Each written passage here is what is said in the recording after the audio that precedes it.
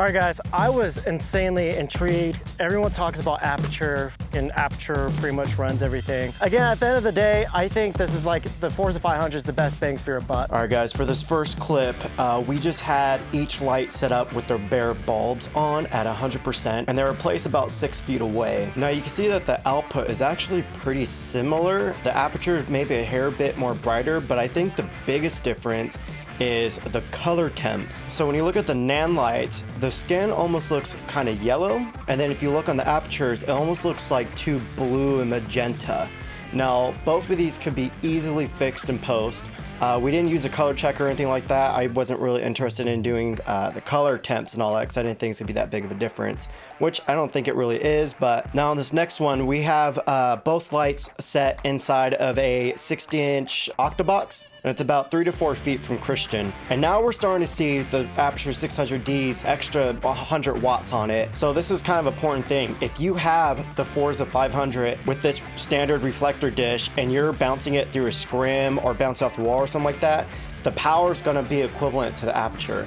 But once you take that off and you start using modifiers, that's when the Aputure 600D is a little bit more powerful. I'll have to do another video on these two comparing the color output. So these last set of clips, the sun went down behind that hill, so you can see the background has some sunlight on it. I'm just getting ambient light on me at that point. You can see in the no light shot, I'm pretty underexposed there. And how we just saw in the previous clip, the Aputure 600D is pretty much giving you a little bit more light output. But Nanlite's been coming out with a lot of stuff that's very affordable. At least from what we saw from the back of the camera so far, they're pretty freaking close. I know the Nanlite Forza 500 is actually cheaper than the Aputure 600. The Aputure though, you are getting the Aputure brand name, and they do have their apps, and if you have multiple Aputure lights, you could connect them. It's a little bit more easier. I know personally for me, I hate touching my phone when I'm shooting. I hate using apps. I hate connecting things. I like more being hands-on and just doing it on the light, on the camera. I don't want to mess with the app while I'm trying to shoot. Trying to pivot the light on here, you need 2 hands because the yoke is on both sides on here. So you, in order to move it anywhere, you have to undo both of them and retie them back up. So being a one-person thing, it's not a crazy problem, but it is kind of annoying compared to the Aputure. You have 1 yoke on here, so you just have to do one side and you can move it. So you can use both hands on it easily. The Nanlite Forza 500 is actually like really light. There's like a carbon fiber side on it. This is way lighter than the Aputures. Again, at the end of the day, I think this is like the Forza 500 is the best bang for your buck. Again, everyone's saying that the Aputure 600D is like the most powerful LED light.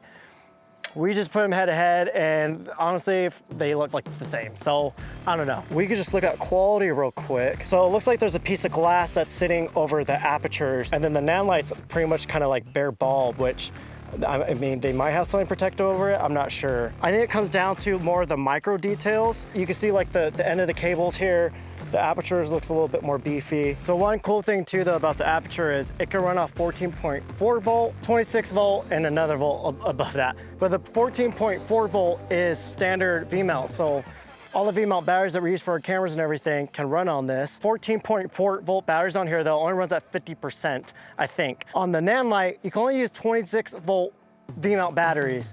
Those batteries, you don't really use them for anything else, and so they're really expensive. So if you get those, it's purely just for the light, and 2 of them run for an hour on, like in total on this light. So it'd be cool if Nanlite gave us a way that we could still run this at 50% power, so it basically comes like a 250 watt light. But I'd rather just run a generator. I know Jackery has a power station. They have a 1,000 watt one, so that should be able to run this light for 2 hours. Get a generator. I think that's what that comes down to. But if you have to run battery power, I know the 26 volt on here, it's really expensive. And there's a whole thing that if you're running those, if you're killing those batteries down within an hour, you're killing the lifespan down by like 50% or something like that. I think it comes down more to the micro details, because from the back of the camera, they almost look pretty similar.